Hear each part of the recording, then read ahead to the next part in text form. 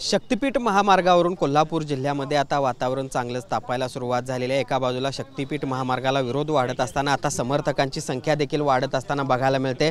आज शक्तिपीठ महामार्गाला समर्थन करणारे काही शेतकरी जे आहेत ते कोल्हापूर जिल्हाधिकारी कार्यालयावर येऊन धडकलेले आहेत। अगदी आपला 7-12 उतारा घेऊन हे सगळे शेतकरी जे आहेत ते जिल्हाधिकारी कार्यालयाच्या दारामध्ये आल्याचं आपल्याला बघायला मिळते। यामध्ये महिलांची देखील संख्या मोठ्या प्रमाणावर आपल्याला बघायला मिळते।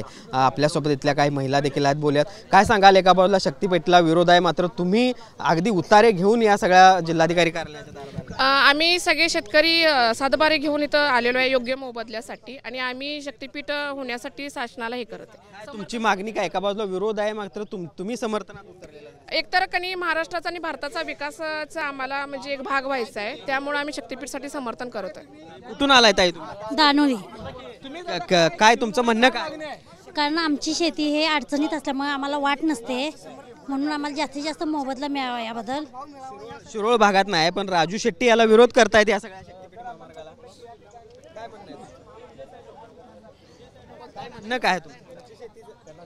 नाही तर पाहिलं आपण खरं तर एका बाजूला शिरोळ मधले बहुतांशी सगळे शेतकरी दिसत आहेत, राजू शेट्टींचा मात्र याला सगळा साहेब राजू शेट्टी साहेब वेगवेगळ्या अलाइनमेंट्स घेऊन शेतकऱ्यांचा संभ्रम निर्माण करत आहेत।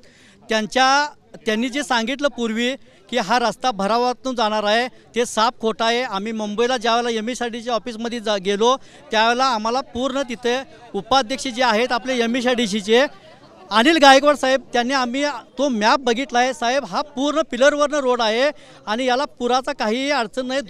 राजू शेट्टी दिशाभूल 100% राजू शेट्टी साहेब दिशाभूल करतात, संभ्रम निर्माण करतात आणि शेतकऱ्यांना वेगवेगळे मुद्दे रोज 8 दिवस झाले वेगवेगळे मुद्दे सांगतात। ह्यात काही सुद्धा तथ्य नाही साहेब। आजी का तुम्हाला वाटतंय शक्तिपीठ व्हायला पाहिजे। तुम्ही कुठून आलेला आहात? काय तुमची मागणी? काय नाही, जास्तीत जास्त मोबदला आम्हाला मिळावा ह्यासाठी।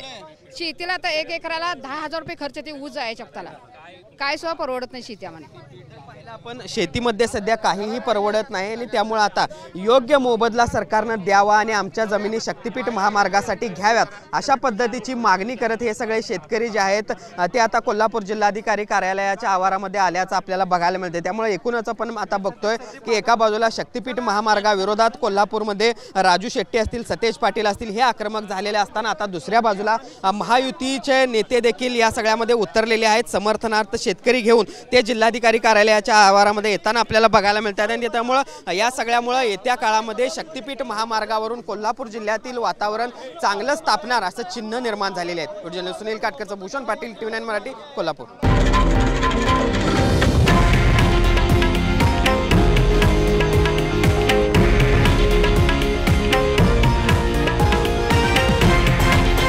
हे आहे देशातील नंबर 1 न्यूज नेटवर्क आणि आपण पाहत आहात TV9 मराठी, एकमेव।